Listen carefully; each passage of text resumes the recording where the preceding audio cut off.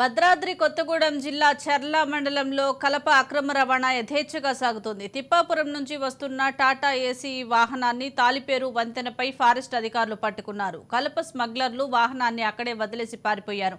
పట్టుబడిన టేకు కలప ఖరీదు సుమారు రూ. 1,40,000 ఉంటుందని అధికారులు తెలిపారు. పరిస్థితులు ఇలాగే కొనసాగితే అడవుల్లో టేకు చెట్లు కనుమరుగైపోతాయని ప్రజలు ఆవేదన వ్యక్తం చేస్తున్నారు.